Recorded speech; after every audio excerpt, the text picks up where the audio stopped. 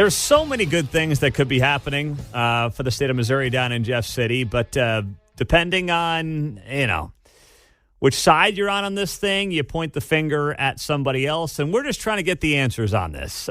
Early this morning, we talked to Bill Eigel of the Missouri Freedom Caucus, who was one of the members who got stripped of his committee leaderships, lost a parking spot as well in Jeff City and some other things after Senate Leader Caleb Rowden made that announcement yesterday. And obviously he gave his side of the story. Meantime, yesterday we did see one of our local state senators, Mike Cierpoit, who was down there standing behind leadership as this announcement was taking place. So figure we'll get both sides of the story and let you decide what you think is going on. So let's welcome on Senator Cierpoit.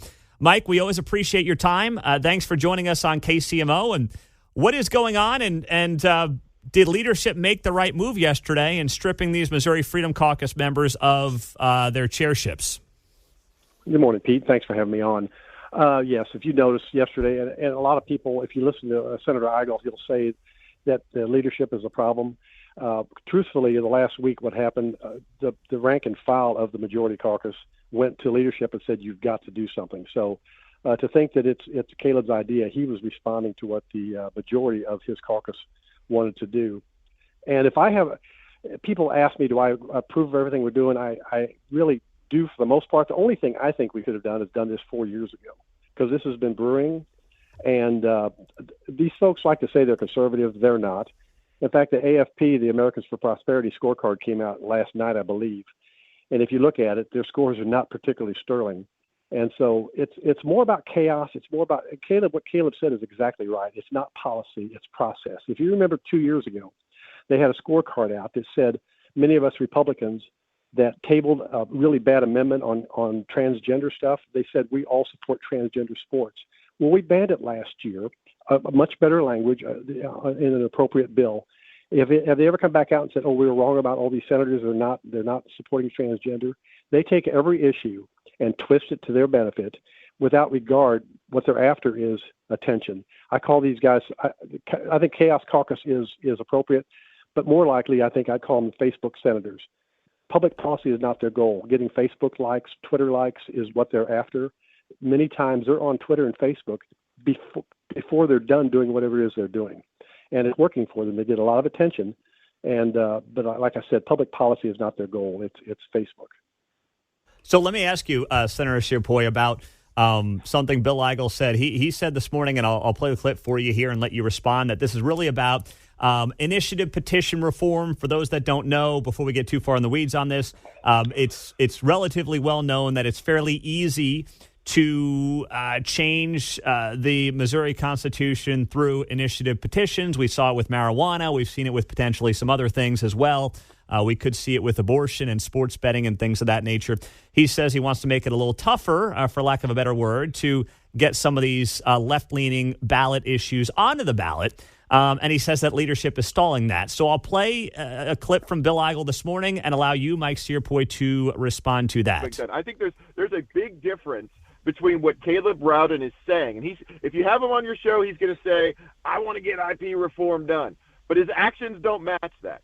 He's spending every single day this week, every day last week, every day the week before, he could have referred every one of those SJRs on initiative petition reform to committee. He did not do it. He is not committed to the cause. His actions do not match it. And as long as his actions continue to reflect those of a Democrat, which is what's going on here, we're going to continue to be loud. We're not going to be silenced because we lost our parking spaces. We're going to be loud about passing these reforms in the state of Missouri. And if we don't, we're going to let the whole state know that it was Caleb Rowden and these other rhinos in Jefferson City that stopped us from doing it. All right, Mike Cierpoit, the floor is yours. It's just an example of how Senator Eigel is out of his mind. We've been here 9 or 10 or 11 days now, and he has locked the floor down for 4 or 5 of them, and then he complains we don't get anything done. We're early in the session. The pro tem goes through a series of things referring bills. The idea that you say it should have been referred on the 7th day instead of the 9th or 10th day is just nuts. They've got a schedule to do. They've got a lot of bills pending, and they will get to it when they will get to it. And there's no big rush. IP reform, people need to understand. I've been filing bills for IP reform since I arrived in Jeff City because it is a problem. Now with the abortion thing, suddenly we're on fire about that. This stuff could have been done years ago without this overriding pressure. But we wait till the last minute. Now suddenly Bill Eigels discovered IP reform. Where was he 5 years ago when he got here? We could have done this. And actually the Senate, I believe, passed an IP reform bill last year. It went to the House and didn't make it back. So it's something we need to do. And people need to look at what we're trying to do, what they're trying to do on the IP reform. I will vote for any IP reform bill we get to the floor. But the one they're doing is a thing called concurrent majorities.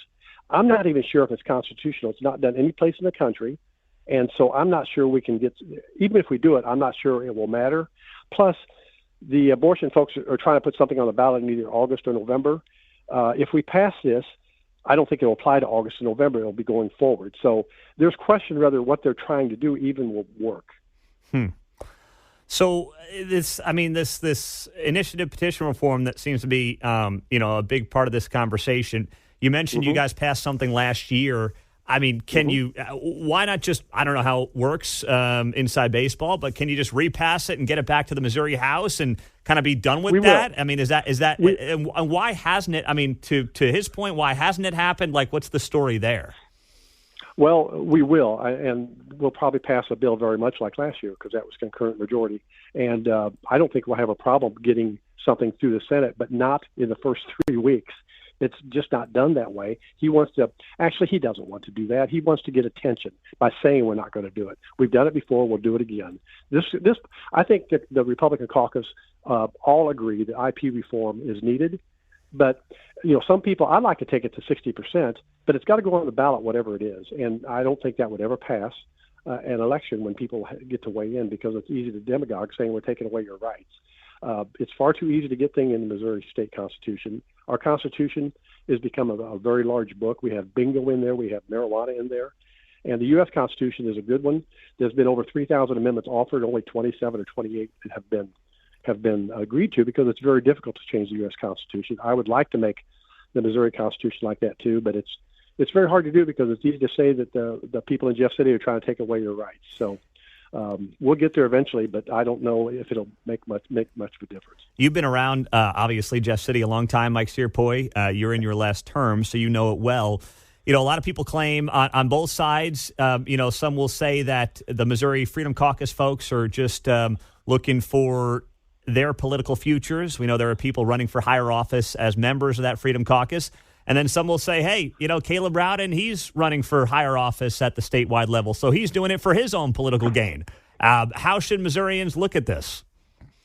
Well, I just look to see who's doing the most outrageous things and trying to get the attention. Caleb's trying to run the place.